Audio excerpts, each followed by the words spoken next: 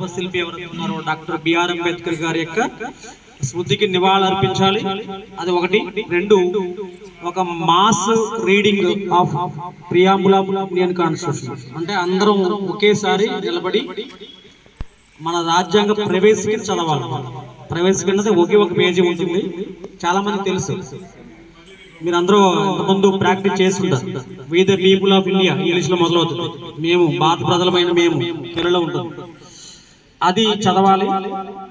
అది ఒకటి. రెండవది, మూడవ ఐటమ్ ఏంటంటే చివరి ఐటమ్, ఈ రాజ్యాంగ రాయడం గురించి ఉన్నటువంటి నేపథ్యం, రాజ్యాంగ రచనలో ఉన్నటువంటి ముఖ్యమైన అంశాలు ఇవన్నీ కూడా మీరు మరి ఒకసారి తెలిసినా కూడా, ఎన్నోసార్లు విన్నా కూడా, మనం ఎప్పుడు వింటూ ఉంటాం, ఆగస్టు 15కి, జనవరి 26కి వింటూ ఉంటాం. వాటితో పాటు మళ్ళీ మనం ఏం చేస్తామంటే, ఈ రాజ్యాంగ దినోత్సవం జరుపుకున్నప్పుడు కూడా ఇంకా ఎక్కువగా, మామూలుగా అయితే అందరూ ఏం చేస్తారు, భక్తులు భారతదేశం స్వాతంత్రం తీసుకురావడానికి కారణమైనటువంటి నాయకుల పేరు చెప్తారు, వాళ్ళ యొక్క సేవల్ని మరొకసారి మనం మననం చేసుకుంటూ ఉంటాం. దాంతోపాటు మనకి రాజ్యాంగ రచనకు కారకులైన వ్యక్తుల గురించి కూడా ఎక్కువ మాట్లాడుకునే రోజు ఇదే అన్నమాట. మామూలుగా అయితే ప్రస్తావిస్తారు అంతే మిగతా రోజుల్లో. ఈ రోజు అయితే కొంచెం ఎక్కువసేపు మిగతా విషయాలు మాట్లాడుకోవచ్చు. మీకు తెలియని చాలా విషయాలు ఉంటాయి.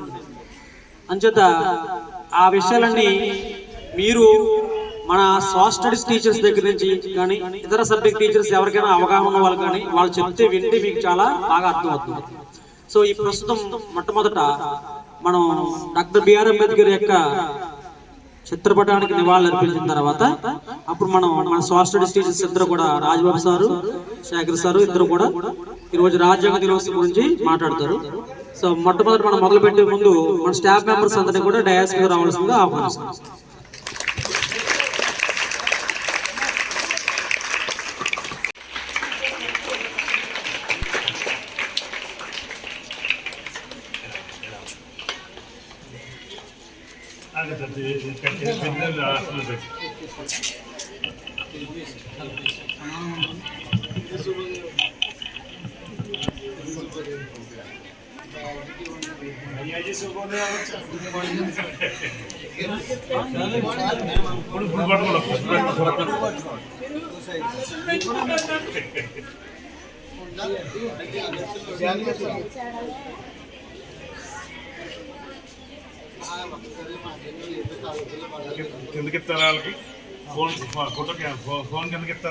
ఇప్పుడు మీ అందరికీ బాగా తెలిసిన విషయమే, భారత రాజ్యాంగం అనేటప్పటికీ అందరికీ గుర్తుకొచ్చేటటువంటి వ్యక్తి పేరు డాక్టర్ బిఆర్ అంబేద్కర్.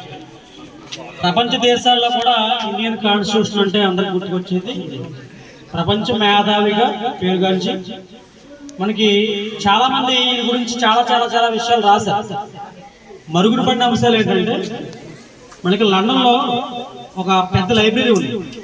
ఇప్పుడు అయితే ప్రపంచంలో అతిపెద్ద లైబ్రరీ అయితే వాషింగ్టన్ డీసీలో ఉంటుంది, అది మీకు తెలుసు, జీకేలో వస్తుంది. దానికంటే ముందు ఒకప్పుడు లండన్లో పెద్ద లైబ్రరీ అనమాట. ఇలాగ మీకు బ్రిటిష్ వారు ప్రపంచం అంతా పాలించారు కాబట్టి వాళ్ళు ఎక్కడెక్కడో గ్రంథాలన్నీ సేకరించి ఆ లైబ్రరీలో ఉంచేవారు. ఆ లైబ్రరీలో ఉన్నటువంటి చాలా పుస్తకాలని చదవటం అనేది చాలా కష్టం. అంటే అన్ని పుస్తకాలు చదవడం ఎవరికి సాధ్యం కాదు. అందులో చాలా పుస్తకాలు చదవలేదు, బాగా పేరెన్నికైన పుస్తకాలు. వాటిని ఇద్దరు వ్యక్తులు మాత్రమే ఇప్పటివరకు చరిత్రలో చాలా వరకు చదివారు. ఎక్కువ పుస్తకాలు చదివినటువంటి రికార్డు ఇద్దరికి ఉంది. ఒకరు కార్ల్ మార్క్స్. కార్ల్ మార్క్స్ అంటే మనకి సామ్యవాద మూల పురుషుడు, ఫాదర్ ఆఫ్ సోషలిజం. ఈయన అంబేద్కర్ కంటే ముందు జీవించారు 19th సెంచరీలో.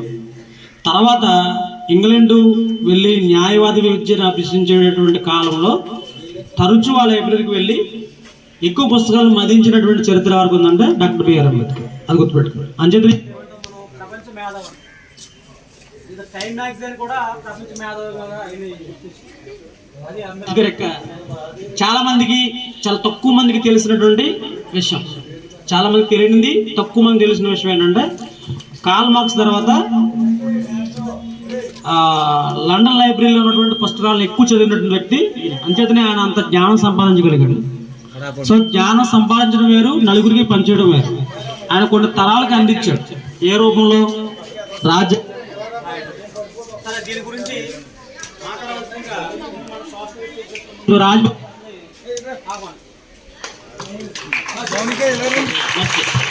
ఒకసారి teacher of India having ceremonially resolved the Constitute India Indian sovereign, socialist, secular, democratic republic and to secure to all its citizens justice, social, economic and political liberty of thought, expression, belief, faith and worship, equality of status and of the opportunity and to promote among them all a fraternity exalting the dignity of the individual and the unity and integrity of the nation.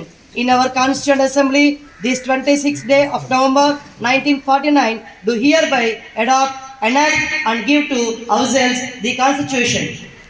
Of India, for my faith in the universal principle of civilized society, namely that every dispute between citizens, groups, in situations or organization of citizens should be settled by peaceful and means and in view growing danger in the integrity and unity of the country. I hereby pledge myself never to resort to physical